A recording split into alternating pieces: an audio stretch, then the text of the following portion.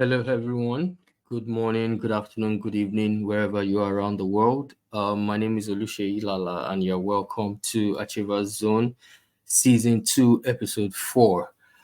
First off, I'd like to apologize that our initially planned guest for this Episode 4 is unavoidably absent.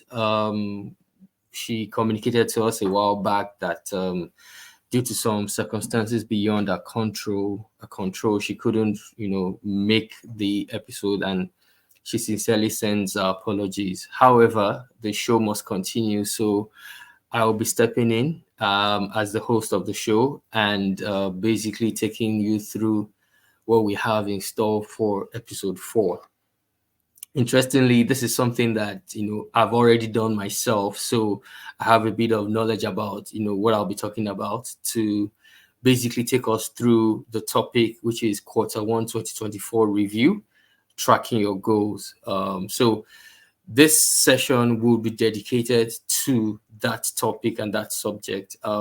Interestingly, I've had a very exciting Quarter 1, January, February, and March, were amazing for me in terms of the different aspects of my life, my career, my family, my relationship, and generally things about me have been really, really nice. So Q1 was fantastic for me, and Q2 has already started on a good note.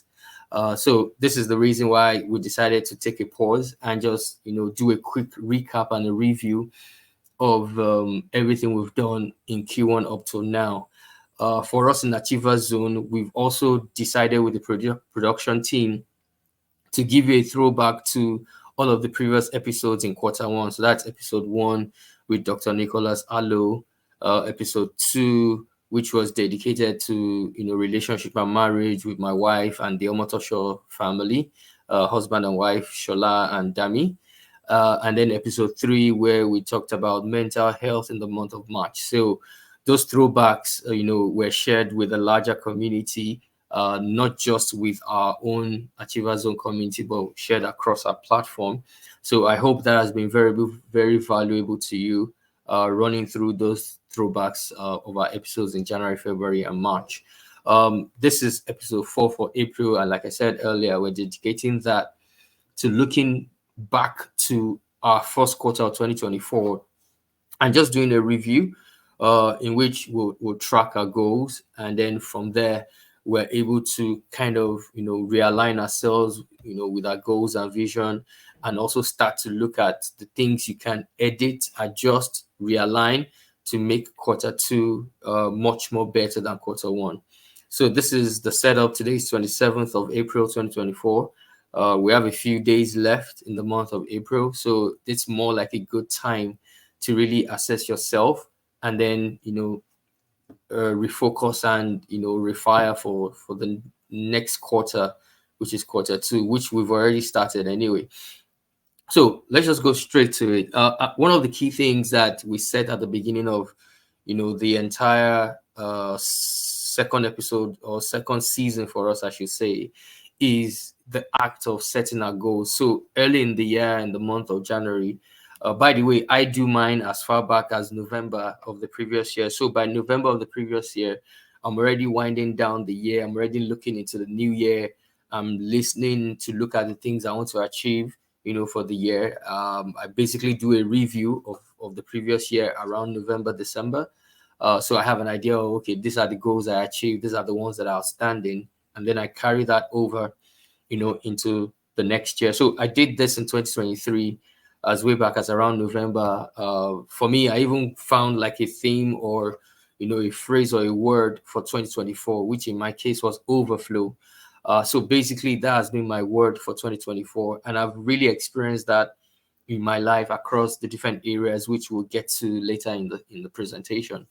So first off, the expectation is that, at the beginning of the year, in maybe the first few days or the first few weeks of January, you would have sat yourself down and looked at, okay, these are the things I want to achieve for 2024, and then start to put them down. I'm a very spiritual person, and I'm a Christian by faith. I'm born again, and basically that kind of goes through everything I do. So I look at things from that lens.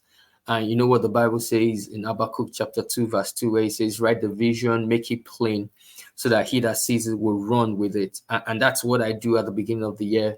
I write down the vision of the things we want to achieve, not just for myself, but for my family. So we have a session where my wife and I sit down together and we just look at the things we achieved in the previous year. What do we want to achieve in this new year?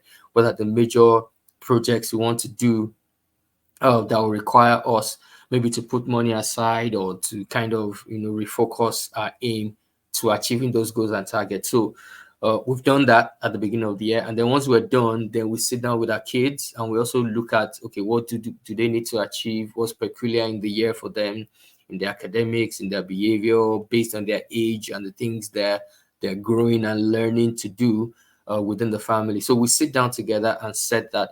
So I expect that you would have done that at the beginning of the year, and that's why I put up this slide about goal setting, just to give a recap of the things that we need to do at the start of the year, which we have done. I've done it individually, like I said, my family and I have done it, and just to take a little detour, the same thing happens with organizations, right? Organizations around the world, big, small, medium size, all set goals and targets for the year. Um, you will see that at the beginning of the year, most of the big multinational companies will bring all their leadership team together, go to somewhere remote, maybe a retreat, and just put heads together to decide on what the organization is going to achieve for that year. So if at the organization level people get to do this, for business and organization, where the chiefs and the CEO, the C-suite, and the leadership of the organization get together, I think it's a good thing for you to do, because you are the CEO of your life. You are the chief executive officer of your life. So you also need to treat your life with that kind of importance and urgency, where every year you sit yourself down and basically run through the things you want to achieve for the year. So basically, and this is what Achiever Zone is all about. Just to give you a brief, we started this in the year 2020 during the COVID pandemic. And the aim was to basically put a community of achievers together. So if we see that, we're aligned in terms of goals and achievement, whether it is financial, health and fitness, career-wise, or, any other area, we can align people and put them in groups, because realize that sometimes it's very difficult to do things as individuals, but if you have a group, you get to encourage one another, things get to to gel together, and it gels or aligns with this African adage that says that if you're alone, to run far fast, go alone, but to run far, go with people. And that was the concept of Achiever Zone. So to have a group of achievers or people that are looking to achieve stuff come together in a community and share ideas, share principles, and then encourage one another onto achieving those goals through the year.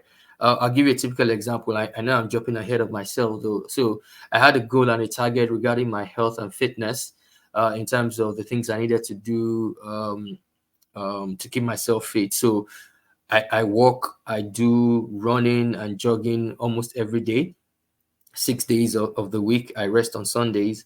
And I realized that, it was a bit difficult doing it by myself. I had gadgets that track all the things I do, but it became more interesting when I set up a group. I call them steppers.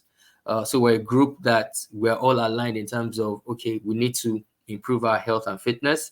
And there's this Samsung health app that I have on my phone that allows us to kind of come together as a group of friends, and we set targets for ourselves. So every month we set a target of 200 steps every month. And then I realized that because we now have a group of people and it's not just me, the motivation is there. Some days when I wake up and I'm tired, I remember that, oh, my friend is going to do his own bit, and he or she might kind of take me off the number one spot. And because of that, even though I'm tired, I still get up, get in my trainers, into my outfit, and go out as early as possible to start my jog and my jogging and my running and walking around, just to keep my numbers up. So, and then once we're done, we post our results for that day, in a WhatsApp group. So that kind of helped us. So the whole essence for Achievers Zone was basically to look at how we can build a community of people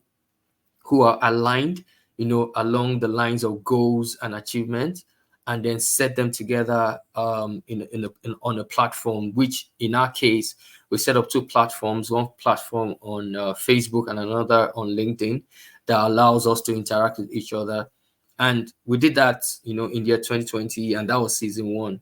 And then last year, we went back to it again to say, okay, you know what, let's do this, let's give this a second season. And that's how we started, getting to talk to people in our network, and we're able to get people that could come in as guests every month for us to discuss different areas and different topics that would help the community. So that's basically the whole idea of Achievers Zone, and that's what we've done. And thankfully, this is season two, wherein we're now in the fourth episode. The idea for us is to have one episode every month. So we're going all the way till December, and then we'll do a review of the entire year. So this is just a review for the first quarter of 2024, and then we'll take it on from there. So going back to what I'm presenting about goal setting. So the expectation is that at the start of the year, you would have done this. And of course, everybody knows about the concept, or should know about the concept of, smart goal setting or smarter goal setting. And this is an acronym for, the different words, which, I like this graphic because it kind of goes straight to the point. And to set a SMART goal, it means that you're setting a goal that is specific, that is measurable, that is achievable, that is relevant, and that is time bound. I'll come back to the E and R later, but let's just look at the word SMART. So case in point, if you're setting a goal, it should be specific. Okay, so for me, for example, anyone that wants to lose weight, you're saying, okay, I want to drop from maybe 90 kg to 70 kg, and that's the goal. So that's a specific goal. You're dropping from 90 to 70 kg. That is very specific. Unlike he just saying, oh, I just want to, drop my weight. If you say that, it's not specific, that there's no specificity in there that can give you some level of focus. But if you say, look, I'm currently 90 kg, I need to drop to 70 kg, then that is specific, and it needs to be measurable. So alongside that, you're saying, okay, 90 kg is where I am right now, 70 kg is the target. So it's something you can measure. So you can get on the scale and say, okay, I am currently 91 or 90 kg. And based on the activities I start doing, I should see myself, drop until I can get to 70, which is something you can measure. So that goes, to highlight the second point, which is, your goals needs to be measurable. So you need to be able to measure it. From a financial point of view, you can't just say, oh, I want to save, money by the end of the year. No, you need to be specific. How much do you want to save between now and the end of the year? You need to be specific about it, and you need to be able to measure it. Okay, so if you're going to achieve, for example, you want to save maybe $10 a month, or 10,000 naira a month, for example, then you need to be able to measure it, that at the end of every month, when you collect your salary, you will save 10,000 every month into an account where you don't really have, maybe access to, or you don't have an ATM card to be able to withdraw and all of that. That is a goal that is specific, and it's a goal that you can measure. The third point is that the goal needs to be achievable. So you don't just set a pie in the sky goal, or to say, I want to look amazing. That is not something specific. That's not something measurable. That's not something achievable.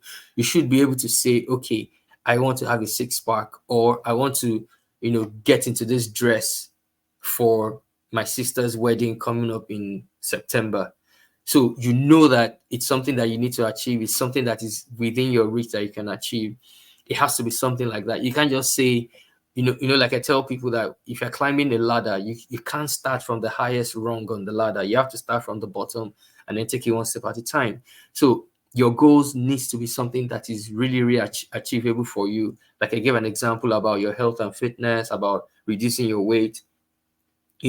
Those are the things that, you can set your goals in. From a financial point of view, if you can't set a goal of saving $10,000 naira or $10 a month if you don't earn something significant. So, for example, if you're saying that you want to save $10,000 a month and your salary is 7,000 a month, then that is really not achievable.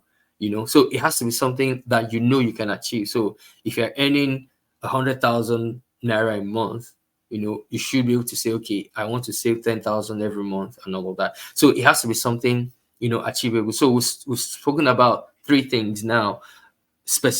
Being specific with your goals. It needs to be something specific. It needs to be something that you can measure, because you need to track it along the way, and we'll get to that in the next slide. And then it has to be something within your range that you can achieve. Don't set a target for something that it's out of your out of your reach. Yes, you can set a target that stretches you out of your comfort zone, but it has to be something that you can actually achieve.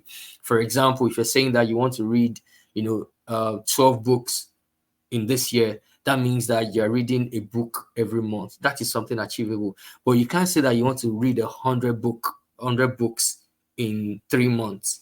I mean, even if you're a fast reader and all of that, it might not be achievable for you, basically. So that's the point, and that's the third point, being achievable.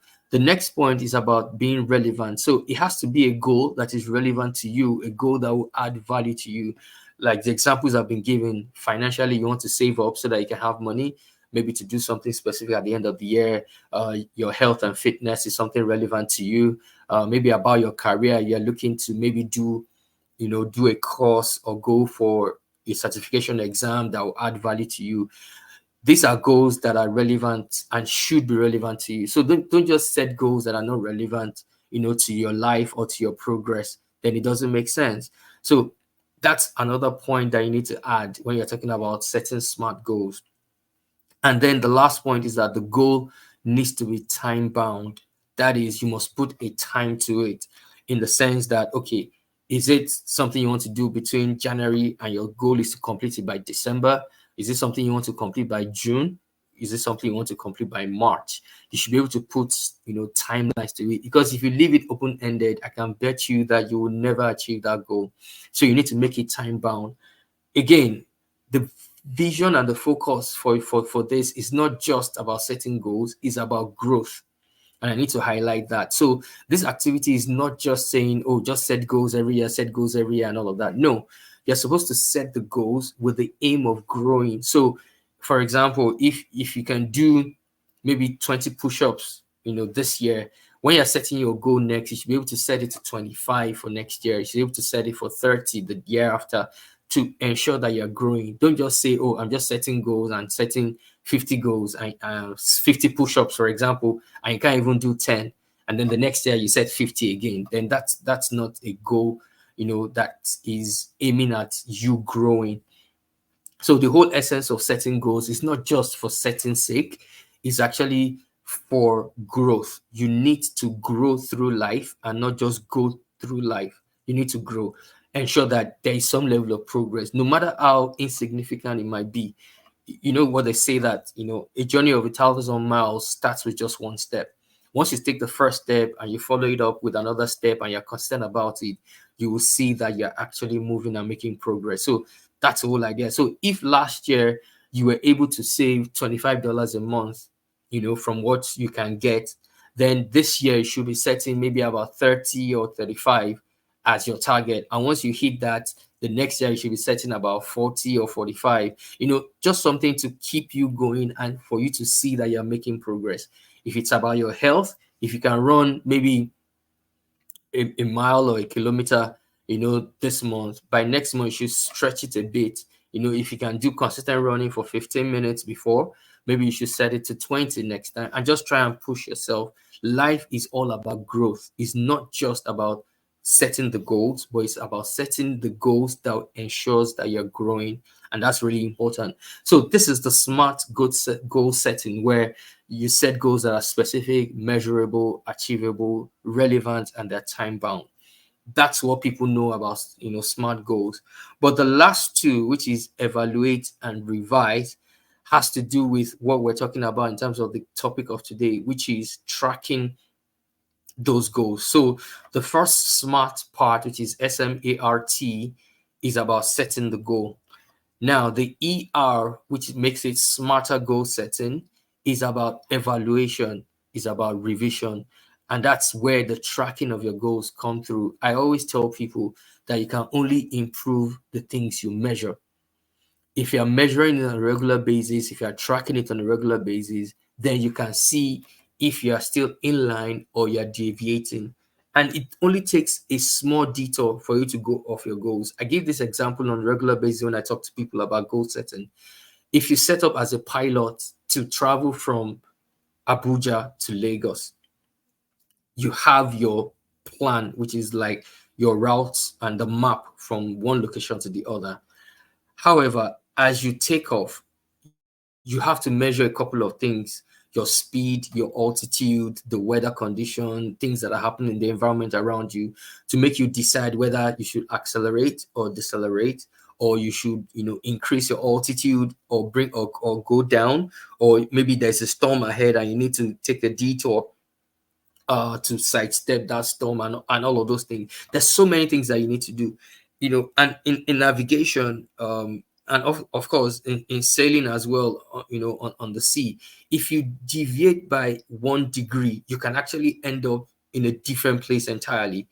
And that's why it's important to keep track of your goals, to evaluate it on a regular basis, and then revise it as the case may be. And that's the essence of the discussion and the topic today. So we've concluded about SMART goals, which is what you should have done at the beginning of the year in January.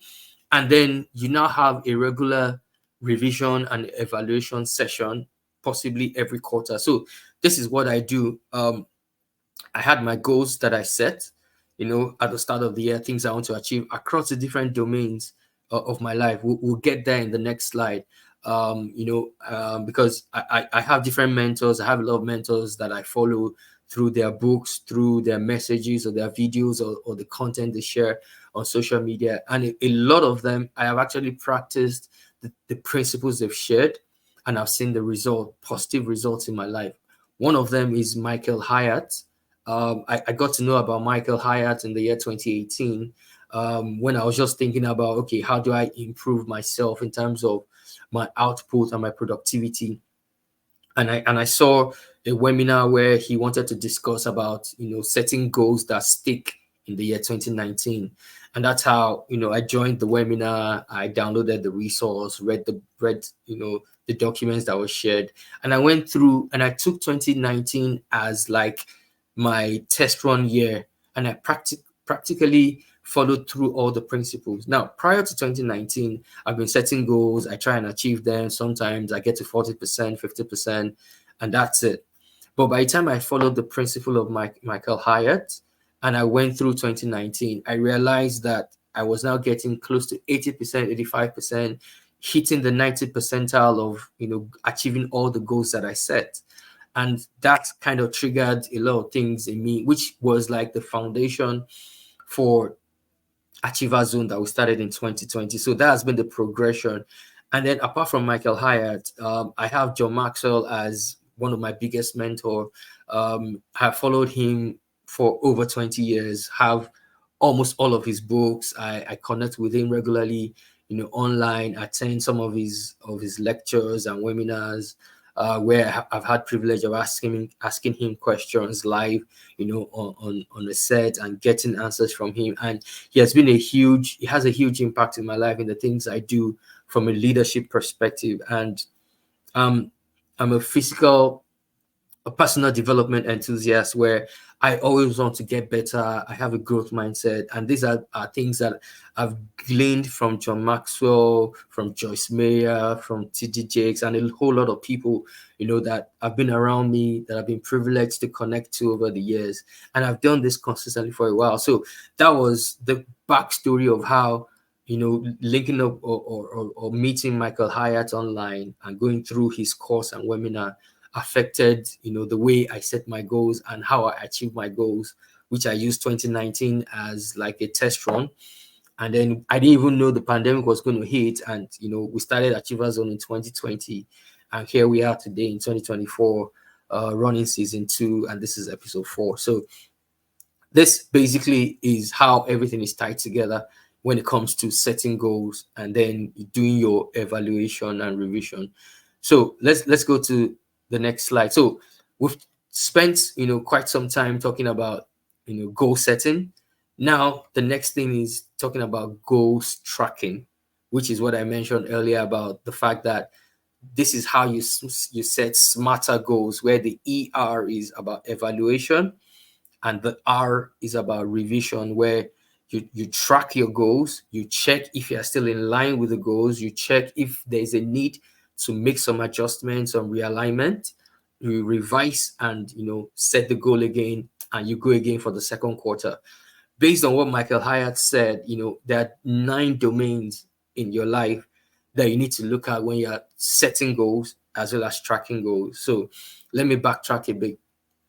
So while we're setting goals at the start of the year, you should have set your goals in 9 different domains. So Michael Hyatt calls it the 9 domains of life. And there's a concept called the Wheel of Life concept by Zig Ziglar. He's also one of my mentors that I follow as well. So I had to put the two side by side because it's a combination of both that I actually work with when it comes to setting my goals. So let's start with Michael Hyatt on the left-hand side. And you can see, starting from the top, that you have community. I'm going clockwise now. So you have community, you have your love, you have work, you have family, you have your mind, which is your mental health, then your body, which is your physical health, then money, your finances, then spiritual, and then your hobbies.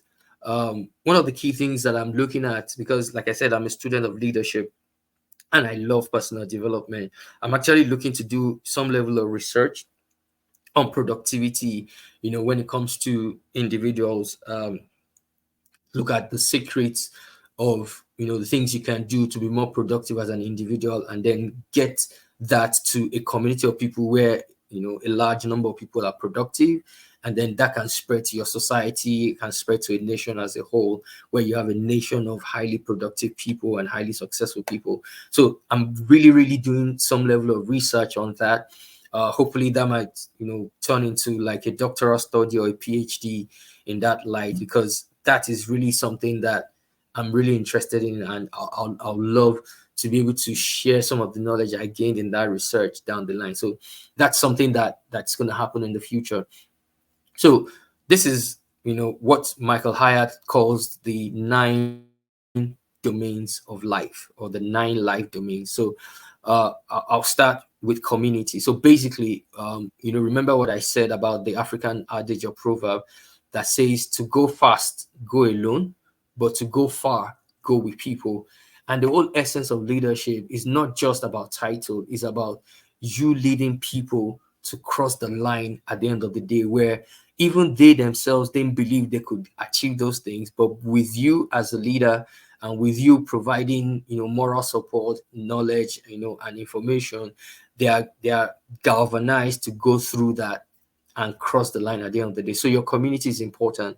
And this is one of the things I said for myself, because I think from late last year I decided that, look, I needed to add more value from a community setting when it comes to the community where I live in, the community where I serve, the church, my estate where I live in, and other areas where we form some level of community. So those are the things I set initially, and I've been able to track it to say, okay, in the month of January, what did you do? February and March, did you add value to your community? Did you do something that was valuable, to the community in those 3 months? And I realized that, oh yes, I've done some level of selfless service to the community, which I've gotten feedback from people to say, oh, Mr. Lala, you're doing very great, we like what you're doing, keep it up, and things like that. So I've been able to measure that. And then second point is love makes the world go round. So again, from a love perspective, you're talking about your relationship with your spouse. What are the goals you've set? Are you guys looking to do date nights on a regular basis? How many date nights have you done? Is it something you want to do every month, or every 2 weeks, bi-weekly, or something you want to do every quarter? Those are things that you could set as a goal from a love point of view. And then basically you can measure that. And of course, the next point is about your work. So your career. What are you doing about your career? What goals did you set? Are you looking to do a particular certification exam? Are you looking to sit for an interview? Are you looking to change your job? What are the skill sets, soft skills that you're adding to yourself on a regular basis? You should be able to track that to say, okay, this month I want to study about empathy. This month I want to study about communication. This month I want to study about presentation. You should have goals and targets like that you set for yourself, and then you can track it on a regular basis. And for some of these goals, it's not something that necessarily you have to do by yourself.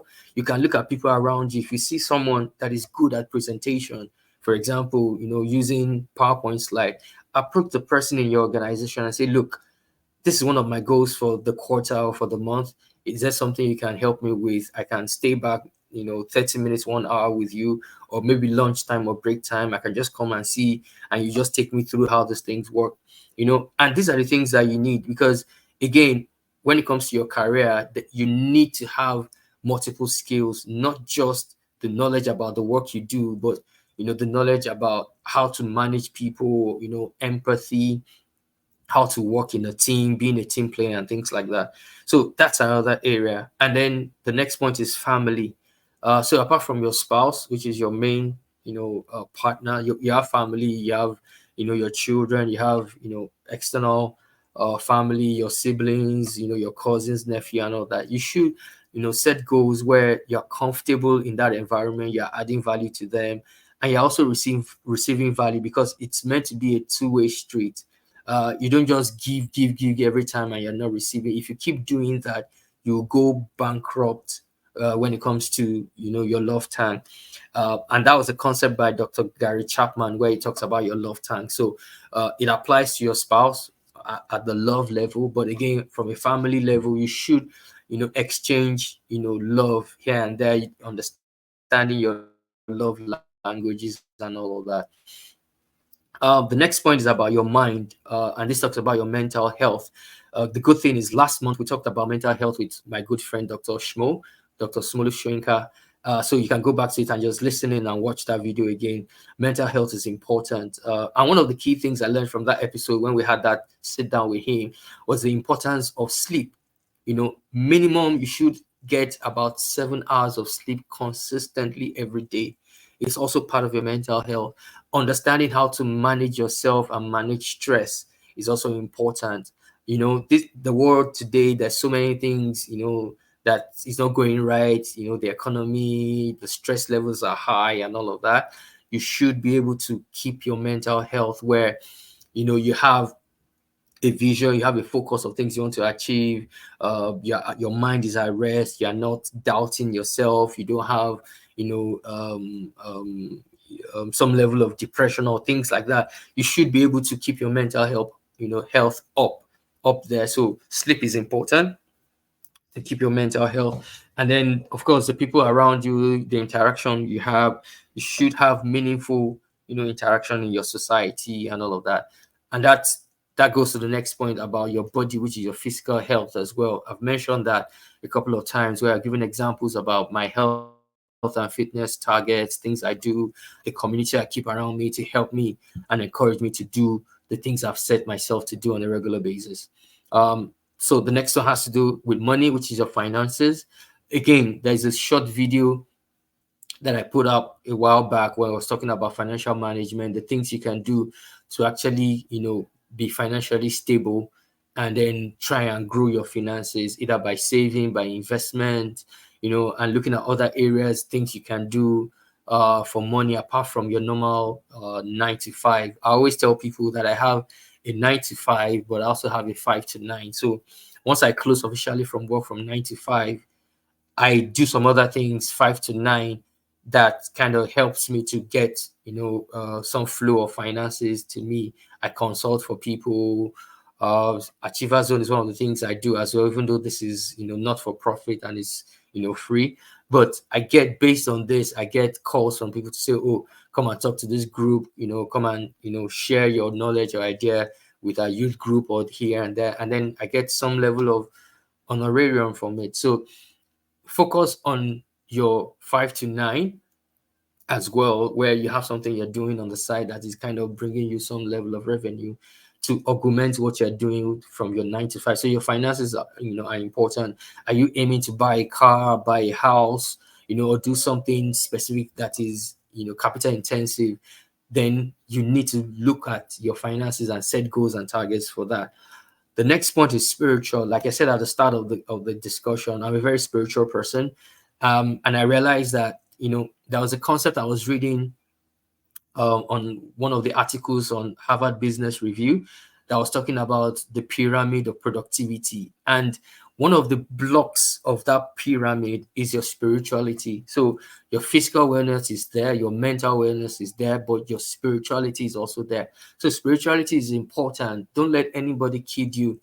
There are two worlds. There is a spirit world and there is a physical world.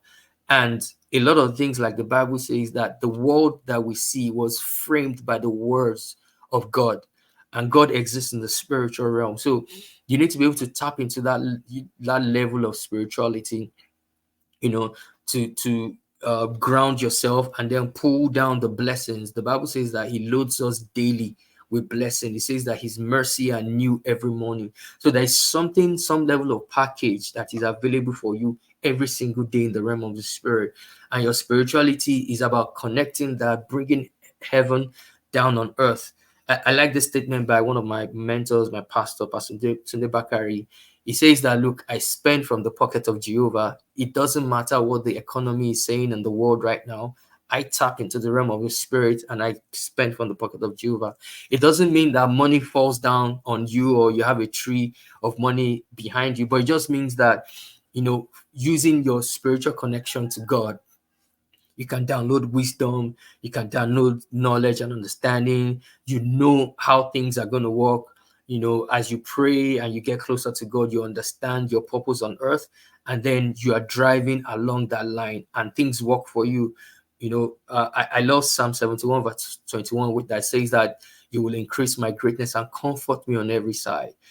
That is my goal. That's what I target when it comes to my spirituality, in terms of, okay, the aim is that I want comfort on every side. And this 9 domains is like the different sides that I look at, that I want comfort in my community, comfort with my love relationship with my partner, with my wife, comfort at work, comfort in my family, comfort in my mind, in my physical body, comfort financially, comfort in my spiritual engagement with God, where on a regular basis I'm praying every day, I'm reading the word, I'm listening to the spirit, I'm obeying his instructions.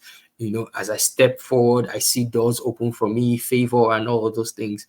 That is the core of your spirituality. And those are the things that you should set your target and your goals to achieve. And so when it comes to spirituality, there are two areas: your praying, your Bible study, your evangelism, and the support of kingdom affairs, the progress of the kingdom and things like that. So for my praying, I have a tracker where, I've timed myself. Like I said, I've done this for over 20 years on a daily basis, where I wake up at a certain time, pray in the spirit for an hour or more, sometimes 2 hours, and then read my Bible. So I love the U version, application of the Bible. It's a software, it's an app that you can download on your phone. And right there and then you can select different Bible reading plan. So just like your normal diet, where you have protein, carbohydrates, fats, and oil, and all of those things, that's the same thing that happens in the spirit. So when I'm reading my Bible, I'm not just, looking at one section. I'm reading the Old Testament, the New Testament. I'm reading Psalms. I'm reading Proverbs. It's a combination of. So I have a Bible plan that, takes me through Psalms, takes me through Proverbs, takes me through the Old Testament, the New Testament, and sometimes I do a character study on different characters: Joseph, Daniel, even Mary, Joseph, the father of Jesus, the earthly father of Jesus, I should say.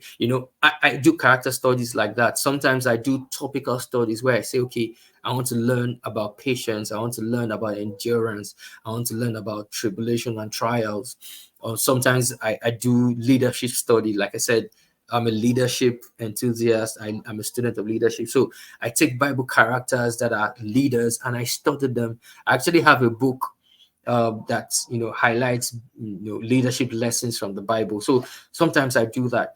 all in a bit to increase my knowledge of the things I know about God, the things I know about what Christ has done for me, and my rights as a believer. And then I start to enforce that because, like I said, don't be mistaken about this. There's a realm of the spirit, there's a physical realm. The devil also operates in the realm of the spirit because he's a disembodied spirit. He doesn't have rights on earth like we do. I mean, we're all born, on earth, so we have a right to this earth. The devil doesn't. And then God also exists in the realm of the spirit. So you need to be able to understand that from a spiritual perspective and use that as your core to power the rest of your life in terms of, Bible says out of our belly shall flow rivers of living water. Those rivers of living water will flow out of your spirit, flow into your mind to enlighten you, give you wisdom, give you ideas of things to do, and then flow into your physical body. You are refreshed, you are healed, you live a healthy life, and then flows into your environment. So these are the things I look at, from my own perspective when it comes to, setting my goals. And these are the things I also track as well. So every quarter I sit down and I track this 9 domains of my life and see what progress I've done. The last point is hobbies. So to a large extent, I've not really done so much, in this regard, because hobbies for me has to do with gardening or painting. I swim on a regular basis, as I'm privileged to. I run on a daily basis, so maybe that can count as my hobby. But again, I want to do some other things like gardening, like I mentioned, painting. I used to draw when I was younger. I want to go back to, to just sketching and drawing things and all of that. So this is one area that I think I need to improve on more. I'm also thinking of trying cycling as a hobby down the line, just to help my health and fitness as well. So that completes the 9 domains according to Michael Hyatt, right? And so if you look at the image on the right hand side, which is the wheel of life, it's a similar thing as well. And I'll just touch on it around, the same way I did with the 9 domains going clockwise.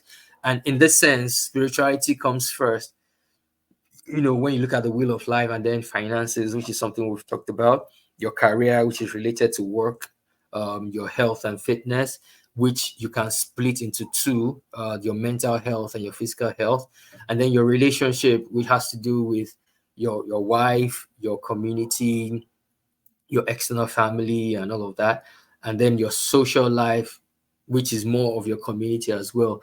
And I like this part for under the wheel of life for the theory from Zig Ziglar, where he talks about personal growth. Remember, I mentioned earlier that the entire focus of you setting goals is actually to grow. So there should be an area where you look at your personal growth in terms of, okay, am I better? Is the Sheyi of 2024 better than 2023 in the way I act, in the way I react? You should be able to call some few people and say, oh, am I doing better this year compared to last year? And this is a litmus test for you, right? If you react the same way to a situation, the same way this year, like you did last year, then you've not grown. There should be some difference in where. So, for example, if I'm in a situation and normally I would have maybe gotten annoyed or flare up, and I'm in that situation this year, and instead of flaring up, I just say, okay, calm down, Shay. You have to understand people are at different levels and all that, and I don't flare up, and I just chill and then handle it a different way. Then that shows that I've grown. So those are the things that you need to look at from a personal growth point of view, where you should be able to identify some level of growth in your life in these different areas that we've touched on and spoken about. And that's essentially, the wheel of life. So if you take the 2 together, you see that they, kind of correlate and dovetail into each other. And I like this because, like I said earlier, I actually work with both, where I combine both. So in the different areas, I look at it and I say, okay, what was my target for Q1? Did I target saving money? Did I save that money? Or did I veer off from the target? If I did, then remember what we said earlier about smarter goals. So evaluate it and revise it. Don't condemn yourself. Don't give up and say, oh, that's it, I can't make it. No. Instead of it, just look at it and say, okay, I've missed the mark here. I got 50%. Okay, next quarter, this is what I'm doing. I'm going to go and try and achieve it again. You can do a carryover. So if you set something that you said, oh, you're supposed to achieve this by March, this is April, and by your review, you've not done it. Then set it again and say, look, okay, I'm going to achieve this by June. So, for example, if you're sitting for a certification exam and you know that you need time to read and all of that, and by the end of March, you've not gotten to a point where you're confident enough to go and sit for that exam, that means you have missed that goal and target in that area. What you can do is to say, okay, you know what? Let's pull up our socks again, wear our boots again, and go again. Then reset your target for June and say, look, this time around, I'm going to do it. However, do something different this time around. Tell somebody about it. If you have someone close to you, like an accountability partner, tell him, okay, you know what? I missed my target of writing this exam in March. I'm setting to do it in June.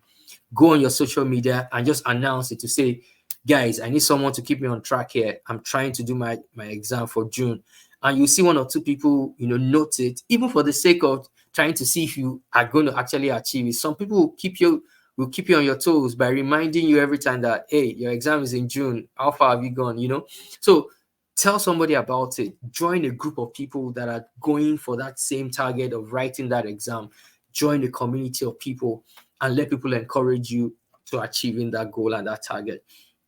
And then, do something different. Rearrange your time. Maybe instead of you watching movies over the weekend or watching football, you need to say, okay, guys, keep me accountable here. I'm not watching football for the next 3 months because I need to do this. Because again, remember that this goal must be relevant to you, must add value to you, must ensure that you're growing.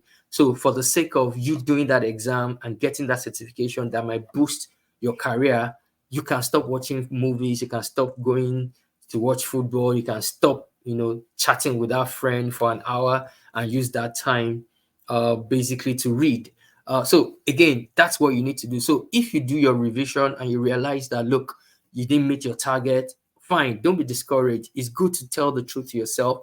I missed the mark, fine, but that's not the end of the world. The whole essence for this is to now set and revise your goal, realign them and say, okay, I'm going to go again for 2024, second quarter.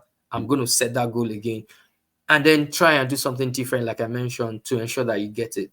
Even when we get to the half of the year in June, by the time we're doing our review of, half of the year, sometime in July, and you do a review again and see that you didn't make it, don't be discouraged. Get on the horse again and try again.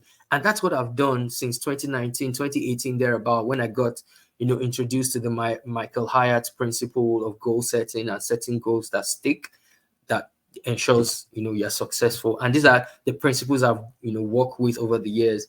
And I've seen magnificent results in the way I set my goals, in the way I track them, and in how I achieve that level of balance, all around me. Remember what I said about, that portion of the Bible, Psalm 71, verse 21, that says, "Thou will increase my greatness and comfort me on every side."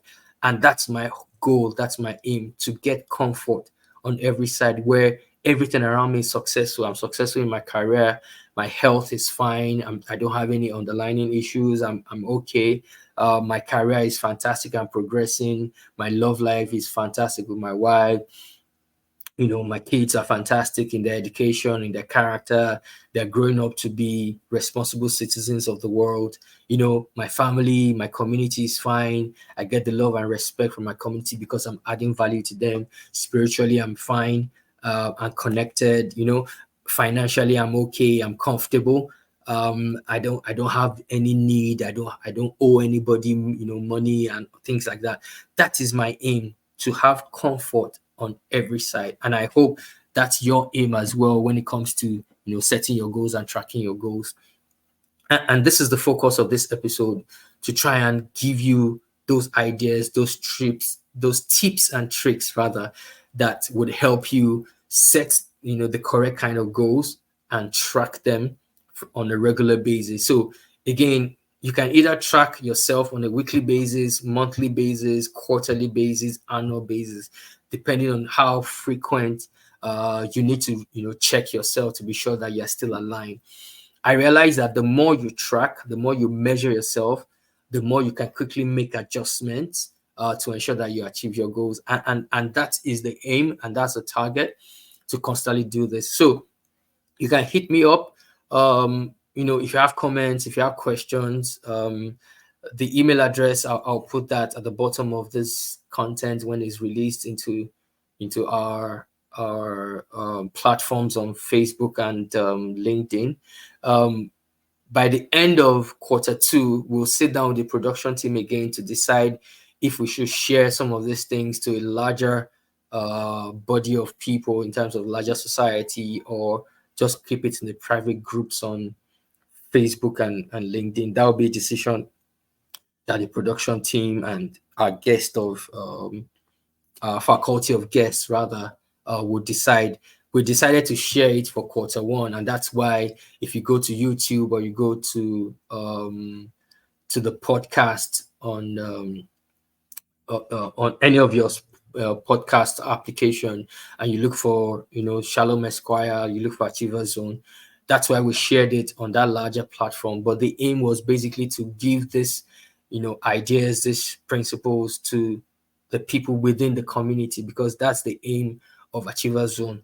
But again, when we sit with the production team and our faculty of guests, we'll decide on what we're doing with episode 4, 5, 6 when we get to June and July down the road. So I hope this has been helpful. I just looked up now and we're hitting about 52 minutes. I didn't know I was going to go this long, but I'm kind of happy and grateful that I've been able to do this, despite the fact that our initially planned guest couldn't make it due to no fault of hers. It was just something beyond our control. And for a good project manager, you need to be able to cover up for seen and unseen risk. So I'm happy that despite that's a setback, we were still able to put this together and bring episode 4 to you. So I'm really happy about this.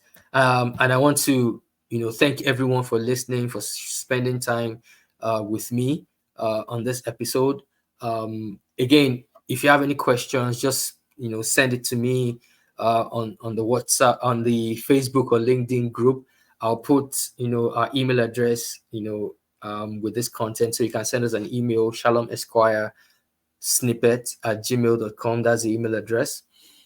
Shalom as in SHALOMESQ, then snippet SNIPPET.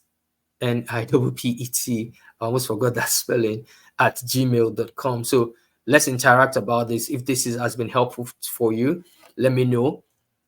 And then this wraps up episode 4, which is our production team's episode for the month of April. May 2024, second quarter, I should say, May and June, the remaining 2 months are going to be very interesting months for me. There's so many things that I'm looking up to achieve in this next 2 months. It's also my birthday in June, so that will be interesting. But the whole idea for me is to add value to you guys and to share some of the things, some of the principles I've used, because I've gotten a lot of people come to ask me, oh, how do you do it? We see you do a lot of things, but yet your kids are fine, your career is fine, your family is fine. You look like you hold some bar, have some money, you're not suffering or you're not poor. And it's also the glory of God because of all these principles and the things I've done to give me comfort on every side. So if this is something that is appealing to you, there are more things I can share, more information that I have, more principles that I've used over the years, and the results are very obvious.